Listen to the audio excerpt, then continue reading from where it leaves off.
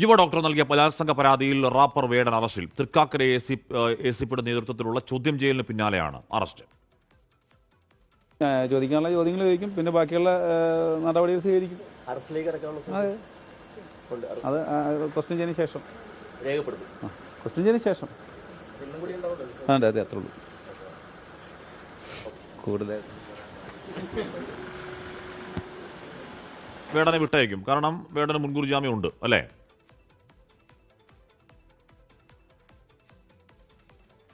ഹാഷ്മി, അങ്ങനെ തന്നെയാണ്. വേടനെ നിലവിൽ ഇതുവരെ എന്തായാലും ഈ അറസ്റ്റ് ഒരു തിരിച്ചടിയല്ല. കാരണം വേടൻ ഇപ്പോൾ മുൻകൂർ ജാമ്യം ഉള്ളതിനാൽ തന്നെ ഇപ്പോൾ വൈദ്യപരിശോധന ശേഷം വേടനെ വിട്ടയക്കും.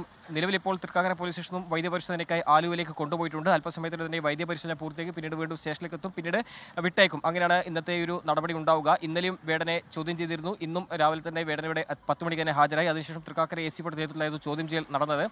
അതിൽ ഡിജിറ്റൽ തെളിവുകളടക്കം ഉണ്ടെന്നാണ് പോലീസ് ഈ ഘട്ടത്തിൽ വ്യക്തമാക്കുന്നത്. സ്വാഭാവികമായിട്ടും ഹൈക്കോടതിയിൽ നിന്ന് മുൻകൂർ ജാമ്യം ഉള്ളതിനാൽ തന്നെ ഈ വൈദ്യപരിശോധനയ്ക്ക് പൂർത്തിയാക്കിയ ശേഷം അറസ്റ്റ് ചെയ്യപ്പെടുത്തി വിട്ടയക്കുന്ന നടപടി തന്നെയാകും ഇന്നുണ്ടാവുക. എന്തായാലും 2021-നും 23-നും ഇടയിൽ ഏതാണ്ട് 5 തവണ പീഡിപ്പിച്ചെന്നാണ് യുവ ഡോക്ടർ നൽകിയ പരാതി. അതിനുശേഷം ആ പരാതിമേൽ പിന്നീട് തൃക്കാക്കര പോലീസ് കേസെടുത്തു.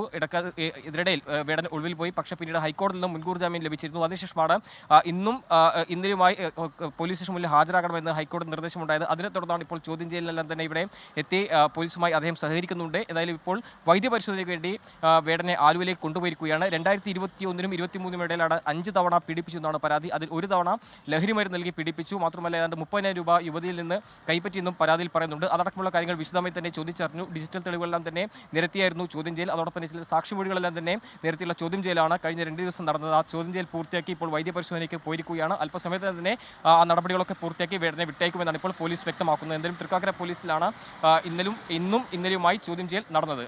ഓക്കെ, വേടൻ അറസ്റ്റിലായി വൈദ്യപരിശോധന പൂർത്തിയാക്കി വിട്ടേക്കും. കാര്യം വേടൻ മുൻകൂർ ജാമ്യത്തിലാണ് ഇപ്പോൾ. ലോകത്തെവിടെയായാലും ഏത് സമയത്തും 24 വാർത്തകളും ഓഗ്മെന്റഡ് റിയാലിറ്റി പാക്കേജുകളും എക്സ്പ്ലെയിനറുകളും വിശദമായി കാണാൻ ഞങ്ങളുടെ യൂട്യൂബ് ചാനൽ നിങ്ങൾക്ക് സബ്സ്ക്രൈബ് ചെയ്യാം.